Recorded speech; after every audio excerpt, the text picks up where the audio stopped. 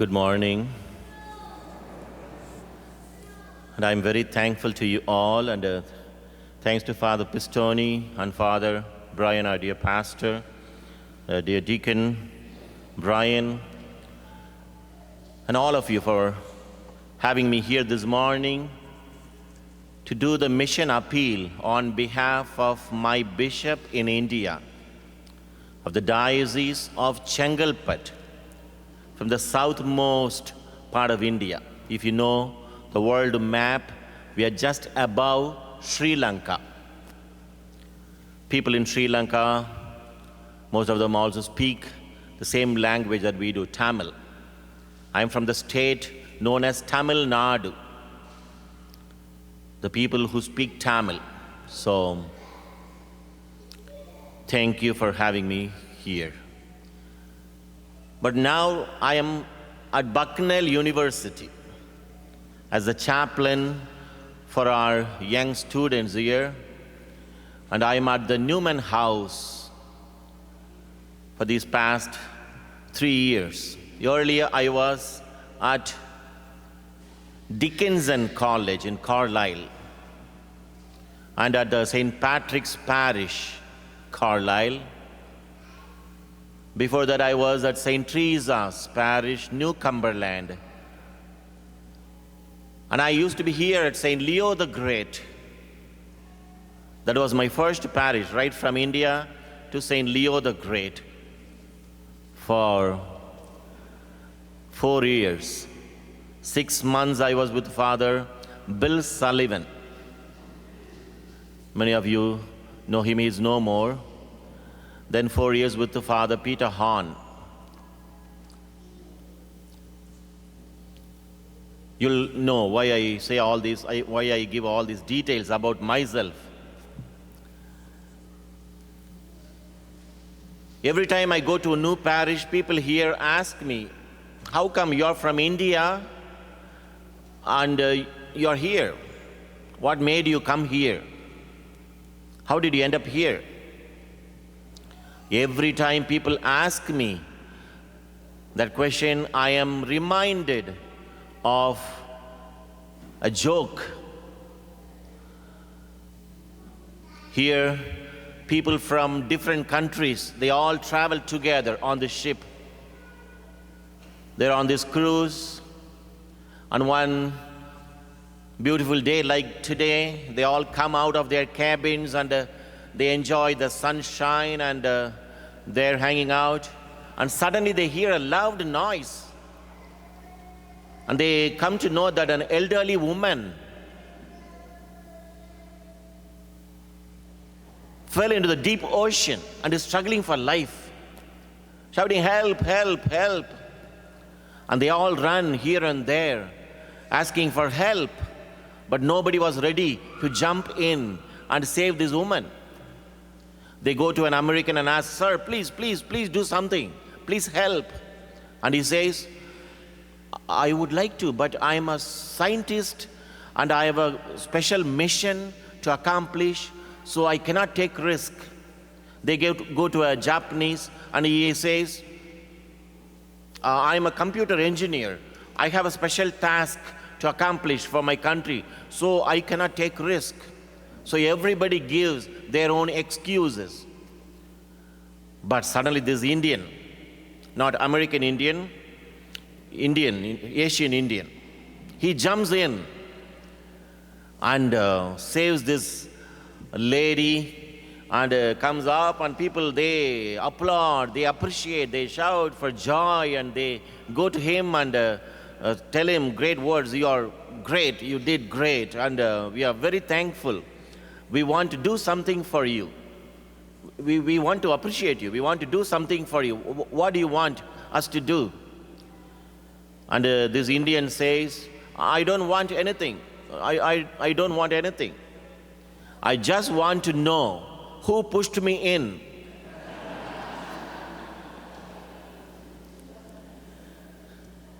I know who pushed me in. That's my bishop in India. My diocesan bishop who pushed me in. My bishop came here to do the mission appeal, and Bishop Kevin Rhodes met with him, and during their meeting, Bishop Kevin Rhodes tells him, we don't have enough priests. Would you be able to send some priests over here to serve here for some years? My bishop comes back and tells me, Raja, you are going to Harrisburg. I never heard that name in my life, and I thought it's somewhere in the northern part of India. Even within India, I never traveled. I'm asking my bishop, would you give me the train fare or bus fare and all I'm asking? He says, no, you go by flight. Why? It's in America. So my bishop just pushed me in. He volunteered me. I was pushed into my purpose. A lot of times we are pushed into our purpose. We stumble into our purpose. While I'm here, I'm happy to serve our young men, like young people, boys and girls, like in Dickinson or Bucknell. Even I enjoyed working in the parish ministry. While I enjoyed this, I'm also able to support my diocese in India. Every year, the diocese here gives us 3 or 4 parishes to do our mission appeal. So we support our diocese in India. So I believe that's my life's purpose. I enjoy my ministry here, and while I do that, I'm also supporting my diocese in India. I'm very grateful that the diocese here has made it so systematic to invite a missionary priest every year to do the mission appeal. And you have been very faithful and generous in extending your support to a diocese in Africa, in Asia, in India, some parishes in these continents and countries. Why should you do that? Why would you support a diocese that you do not know, a parish that you do not know, a remote missionary area that you never have been to? Why would you support? And why would you get all these priests from Africa, from India and other countries? Why should we do that? Because we know we belong together. We share in the same faith. Above all, every time we pray the creed, we say, I believe in the one holy, Catholic, Apostolic Church. This weekend, all the second collections support our diocese in India. Why do you do that? We believe in the one holy, Catholic, Apostolic Church. We're all apostles. Every time we read the gospel, you see sometimes the disciples are called apostles. Sometimes disciples and sometimes apostles. Why? Jesus called the disciples to be with him and to be sent out. The disciples are called to be with him. They become apostles when they are sent out. Apostello means I send you. We are all sent into this world. Discipulis, disciple, is a student. An apostle is a teacher. A disciple is called to sit at the feet of the master. An apostle is called to go into the world. A disciple is called to listen, to learn. An apostle is called to speak, to preach, to proclaim. A disciple is a prodigy.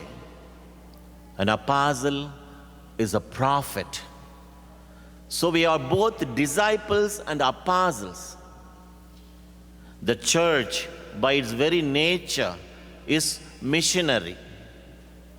All of us, by a very virtue of our baptism, we're all missionaries. We're all missionaries. Sometimes we point to an individual priest or nun saying he is a missionary priest. I'm known as a missionary priest, a missionary nun, a missionary laity, forgetting that we are the missionaries. If you're a Catholic, whether you like it or not, you're a missionary. That's what you proclaim. In fact, you practice that. In fact, you have been practicing that. You have been a missionary. You can be a missionary in 3 ways: by your presence, by your prayers, and by your providence. We rely on divine providence. And that's why today, the second collection, you will share to support our diocese in India. You provide every year. Once a year, you provide for a parish or a diocese somewhere in the world. Your provision. By doing that, you become a missionary. Your presence. Many of our people go in person to places like Haiti or somewhere in Africa. And some of our friends from here have been to India, our country, our orphanages. They stay there for a week or two. Within a week or two, our children who never speak English, they start speaking in English. Within 2 weeks, they can pick up a new language. You make a difference, not only in the language, the culture, the habit, the good behavior, they increase in their joy and confidence level. You make a great difference by your presence. Presence, providence, and prayers. Above all, we need prayers. In India, we face a lot of challenges. Right in this month and the past month, August, if you just Google and put Manipur, one of our areas, where you'll find 200 churches just this past month were burned down, demolished.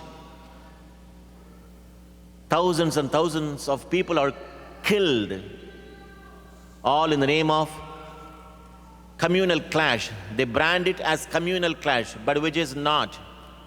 The government, the fanatic, the fascist, a kind of terrorist group supported by the government itself attacks priests and nuns. I'm not talking about some centuries ago, right this month, right now.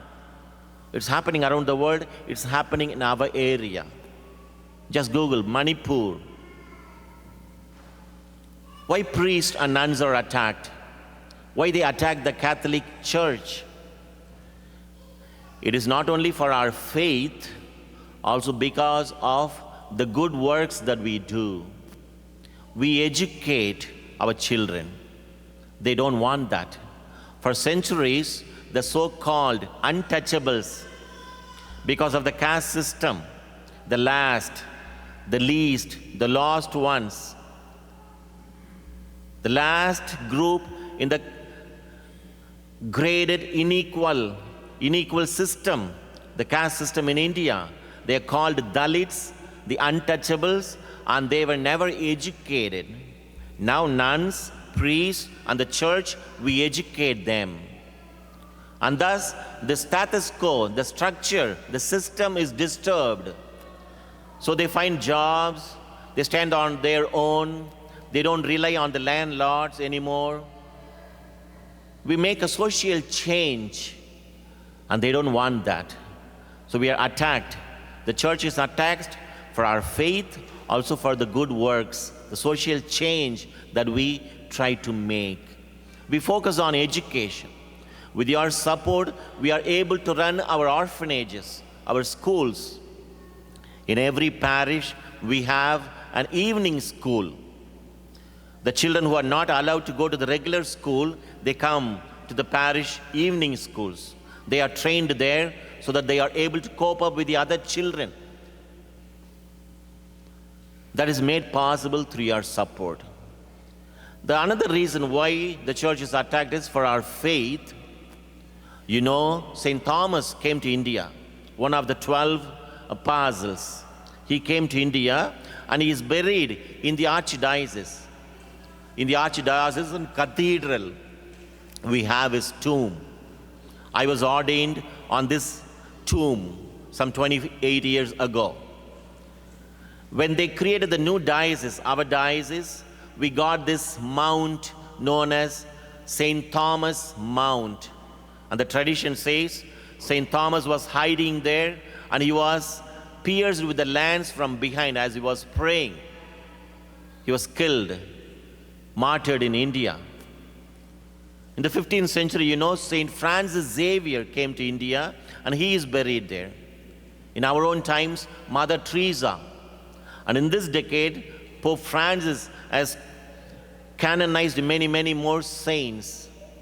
With all these, with these 2,000 years of history of Christianity in India, we are still seen as outside religion, new religion.